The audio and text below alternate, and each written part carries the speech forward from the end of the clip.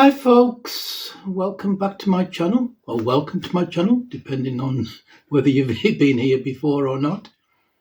I hope you're all well and having a really good Easter.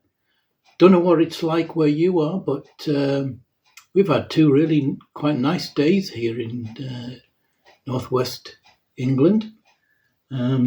Sunny, bit nippy at times, but really nice. Best days of the year so far.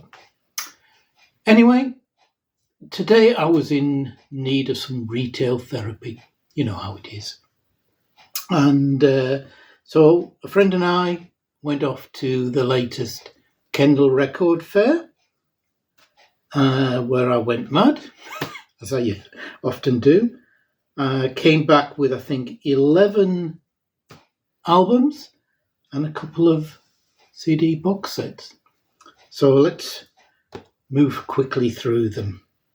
Now, Adrian, who runs the fair, seems to have an in with somebody, and he can get hold of the cherry red esoteric grapefruit clam box sets, which I love, and he does them for a really good price.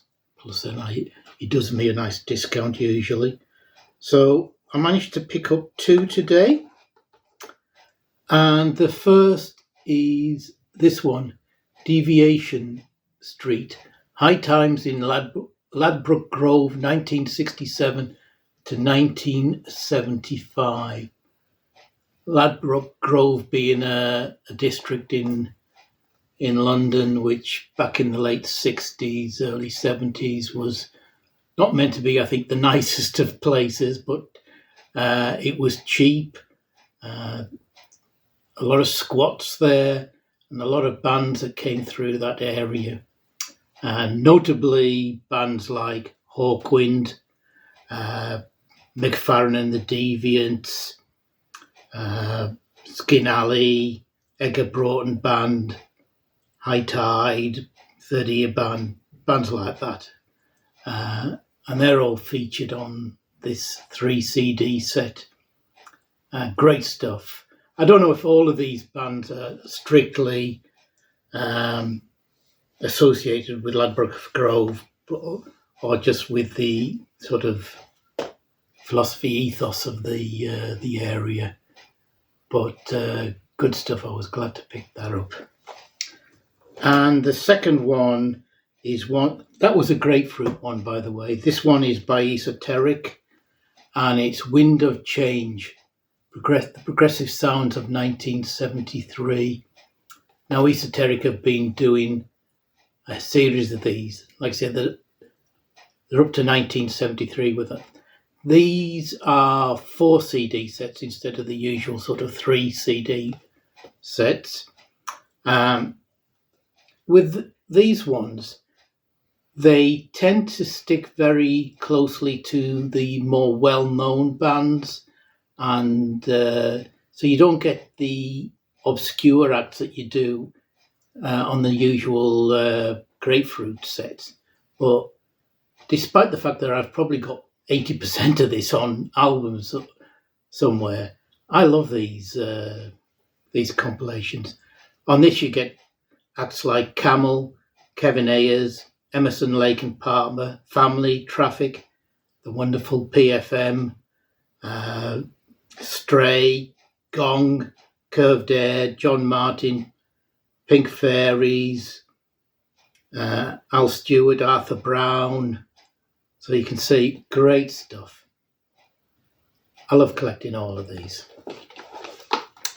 Next, onto the vinyl, and excuse me, I picked up 3 albums very cheaply of one band's work, and that's Blue Oyster Cult, and this is their 4th album, Agents of Fortune. Now, I think Blue Oyster Cult did their best work in I think the first 3 studio albums, and the live album that followed them, On Your Feet or On Your Knees, which for me is one of the greatest live hard rock albums of all time. But this is probably them at their most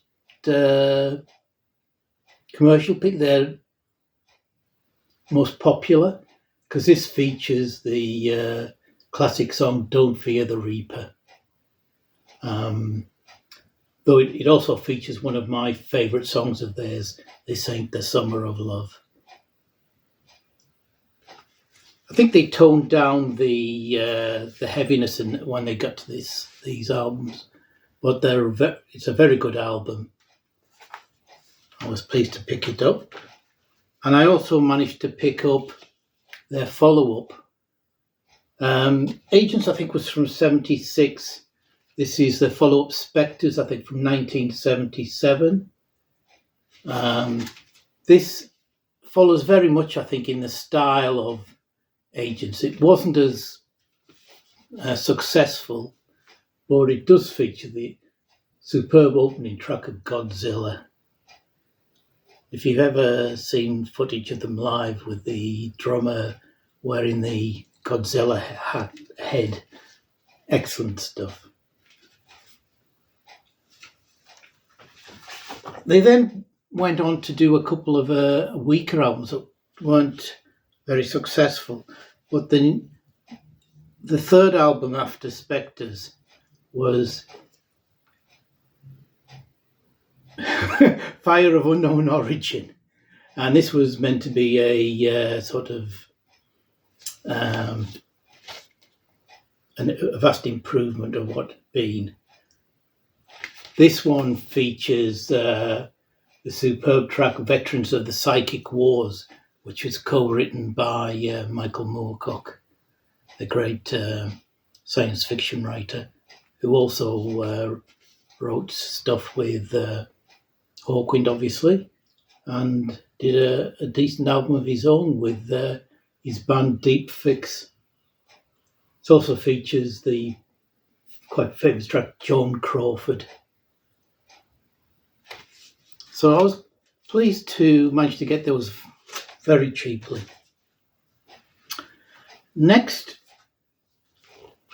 the wonderful Rory Gallagher, one of the best guitarists around, or he was, sorry. And this is his double live album, Irish Tour '74. Wonderful work. Only ever had this on CD. Pleased to find it. Cover's a bit knackered, but as long as the vinyl's okay, it should be good. Moving on. Next one is I think he's Scottish singer-songwriter Mark Ellington, with, I think this is his second album, Reigns of Changes. First Reigns being spelled R-A-I-N-S, second R-E-I-N-S. This album features, well, it's sort of like Fairport Convention mixed with the country rock or the early 70s in sort of Laurel Canyon, California. Because it features most of Fairport Convention, Richard Thompson, Sandy Denny, Dave Pegg, along with the musicians from Fotheringay, Denny again, Jerry Conway, Pat Donaldson, and along with them you get the musicians like Chris Hillman, Sneaky Pete, Rick Roberts, who were all in the Flying Burrito Brothers. You also have Ian Matthews, who straddled both types of music. This is quite a good album, really good album.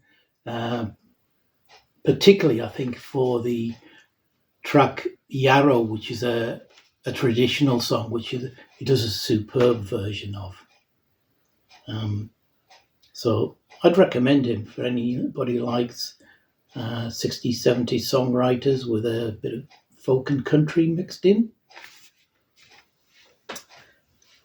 Next, two albums by the same band, a band who I never see out in the wilds, any of their stuff. And if you do, it's usually quite expensive. The first album here that was not the cheapest one I got today, and that's Budgie with their second album, Squawk. Can't remember what year this was. 1972, on the MCA label. They were an excellent hard rock band.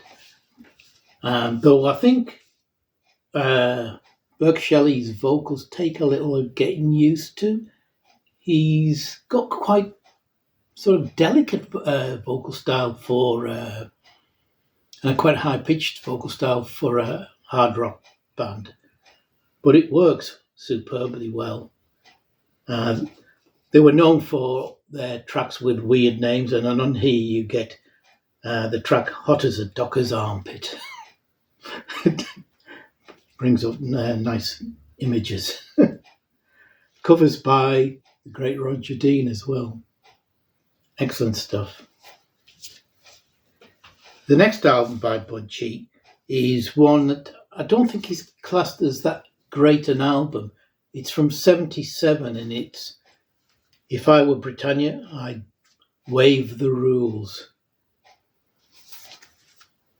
I don't think I have ever heard this one, but I'm sure I'm going to enjoy it. I mean, Shelley's, like I said, I think he's a good vocalist.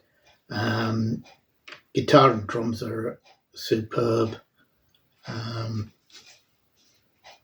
Again, very pleased to pick this one. I think this is only £3, which is surprising. It is a bit battered, the cover, but again, you don't play the cover. Next up, now I've read up about this since I got back, and I might have made a bit of a mistake. This is Fish, the jam band from America. I love their work, I must admit. And this is the New Orleans Jam, a 1994 broadcast recording, Volume 2. The seller didn't have Volume 1. Now, luckily, this was, again, it was brand new sealed, but it was very cheap. I think it was like, when I had money knocked off, it was probably about £12. Double album. So I thought, this is going to be excellent. It's on the Parachute label, which is an unofficial label that does these sort of radio broadcasts. But reading up on it on the way back, it seems that this doesn't get good reviews. The quality's not supposed to be that brilliant. And I think it even says, it says here, featuring Carlos Santana. One of the comments said there's no Santana on it. So I don't know. Maybe Santana's on Volume 1. I don't know. Now, I don't mind bootlegs and dodgy sound quality. You put your bootleg ears on and you get used to the sound. So I'm hoping I'll still enjoy this. Down to the last three. And this is Jefferson Starship, the best of mix picks. I think this came out in 2021. Now, you obviously know of Jefferson Airplane, who morphed eventually into Jefferson Starship. Did some good albums in the early 70s, and then morphed into just Starship and did the awful We Built This City on Rock and Roll. One of the worst songs ever. But back in the early 2000s, they got a whole bunch of ex-members back together of both bands and went on tour. Became really part of the whole jam band scene. and they released a lot of their gigs on this Mix Picks series, which is obviously an homage to the Grateful Dead's Dix Picks series. And this is sort of like a best of from 2 or 3 of those CD sets. But I really picked this up because the first 3 tracks are from a gig at the Cavern Club in Liverpool, and I was at that concert. The only time I've ever been to the Cavern Club, and they were really good on the night. Trying to remember who played because it doesn't tell you on here. Paul Cantner was the main guy. He was there. Slick Aguilar, who played with the Starship, was on guitar. Excellent guitarist. I think it was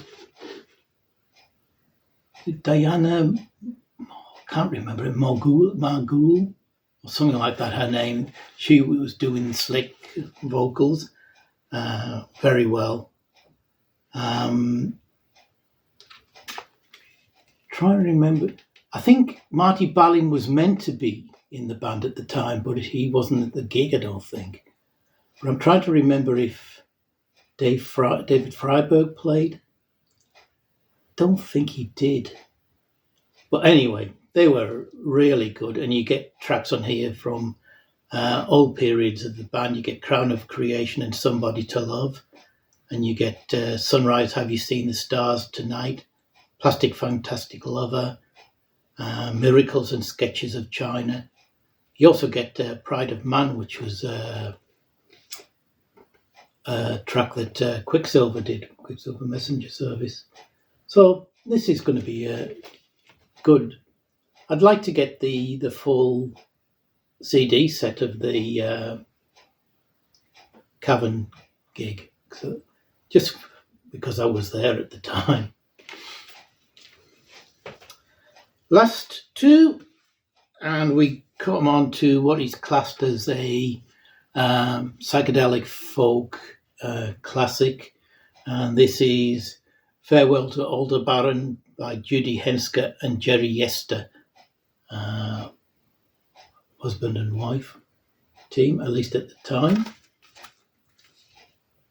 This was, like I say, is considered a classic, sorry for the glare, folk rock album, which features early electronics as well, as I remember, and has one of my favourite tracks.